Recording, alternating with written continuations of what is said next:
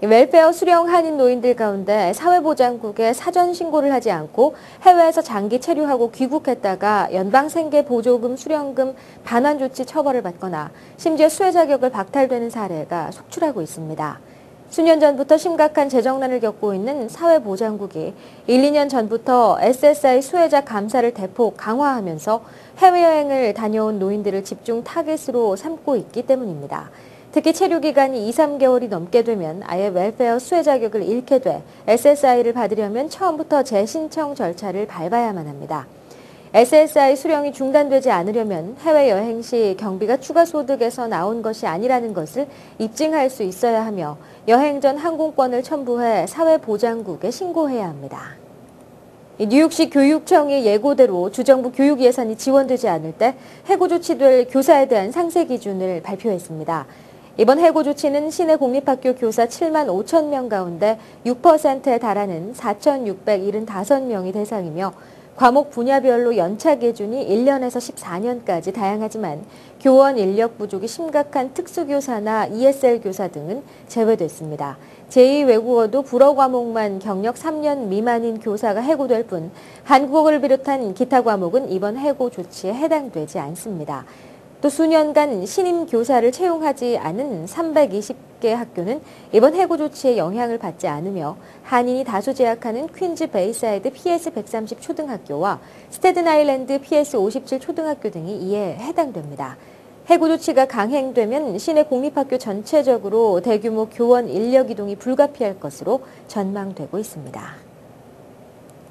뉴욕 시립대가 40년 만에 처음으로 새 커뮤니티 컬리지를 설립합니다. 뉴욕 시립대 이사회는 맨하튼 브라이언 파크 인근의 새 커뮤니티 컬리지의 개교를 승인하고 또 뉴욕주 대학위원회에 허가를 요청했습니다. 새로 설립될 커뮤니티 컬리지는 웨스트 40 스트릿의 전 캐서린 깁스 스쿨 부지에 2012년 늦여름 개교할 예정이며 최초 입학생 규모는 500여 명으로 8개 전공 5,000명 정도의 학생을 유치할 계획입니다.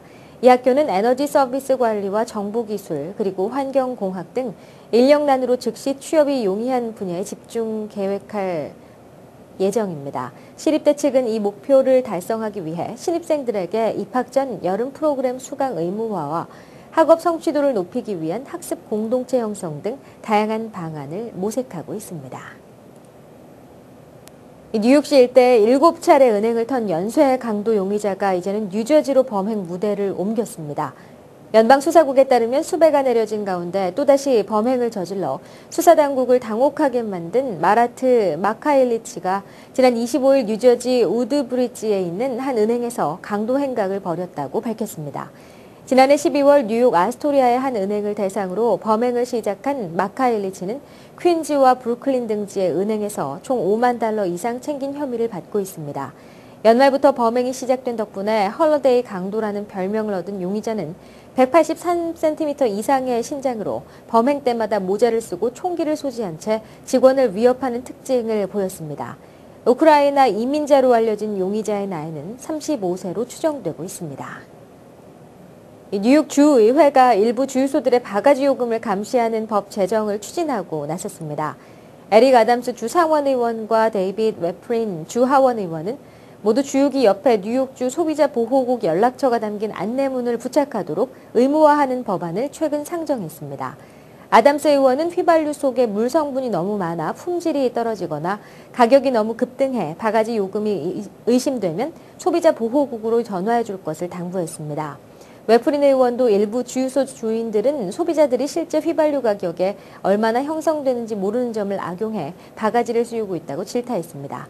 이에 대해 주유소 주인들은 현재 휘발유값 상승은 리비아를 비롯한 산유국의 정치 불안에 따른 국제유가 상승 때문이며 도매 가격이 오르기 때문에 자신들도 어쩔 수 없다고 항변하고 있습니다. 미국의 20대 여성이 홍역에 걸린 사실을 모르고 항공편을 이용해 미국 내 4개 공항을 통과한 사실이 확인돼 보건당국이 긴장하고 있습니다.